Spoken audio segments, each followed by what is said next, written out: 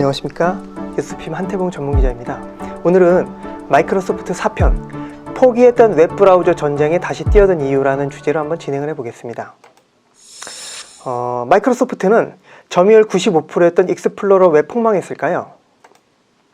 웹 브라우저란 월드 와이드 웹을 기반으로 한 인터넷의 컨텐츠를 검색 및 열람하기 위한 응용 프로그램을 총칭합니다. 웹페이지를 볼 수 있게 하는 프로그램이라는 뜻이죠. 인터넷 접속은 옛날에는 오직 익스플로러만 됐습니다. 그래서 과거에 사람들이 당연하게 눌렀던 그 파란색 이 버튼, 이게 인터넷 접속하는 브라우저죠. 익스플로러의 시장 점유율은 한때 95%였습니다. 1차 웹 브라우저 전쟁은 마이크로소프트가 97년도에 PC 운영체제 점유율이 90%를 넘어가면서 시작이 됐는데요.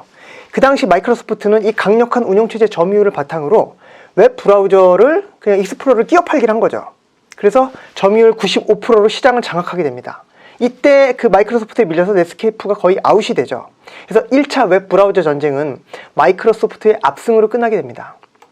그런데 익스플로러 끼워 팔기로 철퇴를 받게 되죠. 미국은 반독점에 굉장히 예민한 나라입니다. 그래서 98년도에 반독점 혐의로 마이크로소프트가 소송을 당하게 되는데요. 이 소송이 굉장히 장기화됩니다.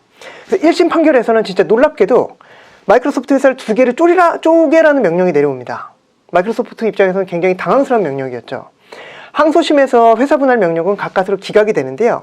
빌 게이츠는 이 소송 장기화를 완전히 기진맥진했고 이게 꼭 영향은 아니겠지만 이 뒤에 얼마 지나지 않아서 은퇴를 해버립니다. 더 좋은 웹 브라우저들이 그 이후에 등장을 하게 되는데요.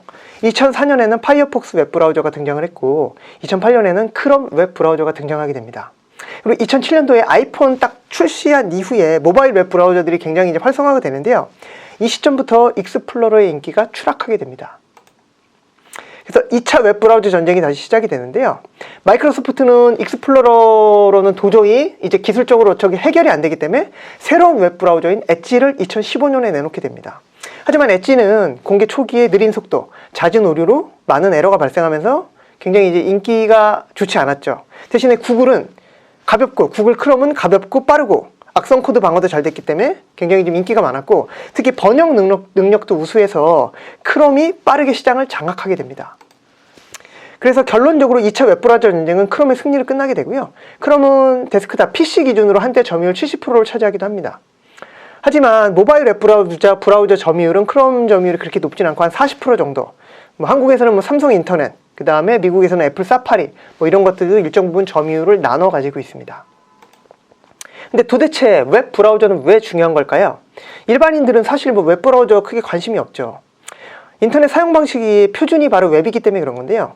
사용자 입장에서 웹을 접속할 때는 반드시 거쳐야 되는 관문이 웹 브라우저죠. PC, 스마트폰, 태블릿 모두 사용할 때는 반드시 웹 브라우저를 거치게 됩니다. 그렇다면 마이크로소프트에는 웹 브라우저가 왜 중요할까요? 검색 점유율을 높이려면 웹 브라우저가 되게 중요합니다. 인터넷 접속하는 1차 관문이잖아요. 그래서 챗 GPT 적용한 빙 검색 점유율을 높이려면 당연히 웹 브라우저 점유율이 동시에 높아져야 되는 거죠. 근데 거꾸로 챗 GPT 적용한 빙 검색 점유율이 높아지면 자연스럽게 웹 브라우저 점유율도 높아지는 것도 또 자연스러운 거죠. 그래서 검색 점유율 싸움이 웹 브라우저 전쟁으로 확대가 됩니다. 그래서 마이크로소프트가 구글의 검색 시장을 공략하려면 검색 품질이 좋아야 되는 거죠. 그래서 구글은 높은 검색 품질로 선도자였던 야후를 제쳤었죠, 옛날에. 마이크로소프트들에서 자사 빙의 검색 품질을 개선할 필요가 있었고 개선에 성공했습니다. 챗 GPT라는 혁신적인 기술을 적용을 해서 뉴빙으로 생성형 AI 검색 품질 개선을 엄청나게 해버리죠. 이제 남은 건 브라우저 시장도 가져와야 되는 거죠. 그래서 마이크로소프트는 윈도우 11 운영체제부터는 아예 기본 브라우저가 엣지예요. 대신에 2022년에 익스플로러는 아예 중단해버립니다. 지원을 아예 중단해버렸어요. 그래서 이제 마이크로소프트의 그 유일한 브라우저는 엣지인 거죠. 엣지 하면 상단은 구글처럼 검색창이 뜨는 거죠. 빙 검색창이. 엣지 하면 중간에는 그 AI가 활용되는 뉴빙 검색을 사용할 수 있게 그렇게 지금 화면 구성이 되어 있고요. 마이크로소프트의 새 브라우저 엣지에 대한 평가는 출시 초기에는 되게 낮은 품질로 고전을 많이 했었는데 초창기에는 크롬보다 품질이 굉장히 낮았다는 평가가 지배적이었죠. 하지만 최근 엣지의 성능은 큰 폭으로 개선이 됐습니다. 그래서 제가 이제 마이크로소프트 뉴빙에다가 엣지의 성능 어떠냐 이렇게 물어봤습니다. 이 크롬이랑 비교했을 때 어떠냐. 그래서 크롬과 엣지 중 뭐가 더 좋냐 물어보니까 뉴빙이 이렇게 답변을 했습니다. 크롬과 엣지는 각각 장단점이 있습니다. 크롬은 시장 점유율이 높고 확장 기능이 다양하며 구글 서비스와 잘 연동됩니다. 하지만 메모리를 많이 사용하고 개인정보 보호가 미흡할 수 있습니다. 엣지는 메모리 사용량이 적고 개인정보 보호가 강화되어 있으며 윈도우 10과 잘 호환됩니다. 하지만 확장 기능이 적고 구글 서비스와 연동이 불편할 수 있습니다. 이 재밌는 게 마지막에 취향과 용도에 따라 크롬과 엣지를 선택이 가능하지만 저는 엣지를 추천합니다. 이렇게 대놓고 뉴빙이 엣지를 추천하더라고요. 그리고 마이크로소프트의 빙과 검색 엔진은 아까도 얘기했지만 거의 한 몸이죠. 그래서 엣지 인터페이스 화면 중간에 새로운 빙 소개하면서 뭐 실제 질문을 하고 완전한 답을 얻고 채팅을 통해 만들어 보세요. 뭐 이런 안내 문구도 나옵니다. 그래서 마이크로소프트가 노리는 건 빙과 엣지 점유율의 동반 상승이죠. 어차피 같이 움직이는 구조니까. 챗 GPT 적용된 뉴빙 점유율이 상승하면 엣지 점유율도 자연스럽게 동반 상승이 가능합니다.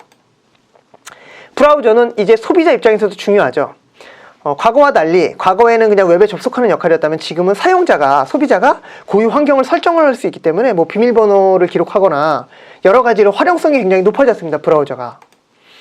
그리고 마이크로소프트 입장에서는 뭐 아까도 설명했듯이 브라우저가 굉장히 중요한 게 개인정보 보호가 갈수록 강화되고 있어서 사업에 걸림돌이 되고 있다. 만약 브라우저로 사용자 인터넷 정보를 수집할 수 있다면 브라우저 시장을 장악했을 때 다양한 비즈니스로 활용이 가능한 점이 매력이죠.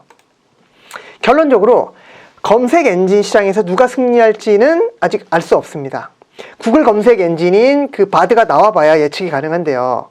어쨌든 검색 엔진 싸움에서 승리하면 브라우저는 따라오게 됩니다. 그래서 마이크로소프트와 구글 중 누가 승리할지 예단은 어렵지만 최근 트렌드는 소비자들은 멀티 브라우저, 그냥 그 구글 거도 쓰고 마이크로소프트 거 씁니다. 그래서 이 멀티 브라우저가 대세다. 이렇게 좀 결론을 내릴 수 있을 것 같습니다. 네, 마이크로소프트 5편에서는 마이크로소프트 챗 GPT 너 고소, 저작권, 인류 멸망 위험 이런 주제로 한번 진행을 해보도록 하겠습니다.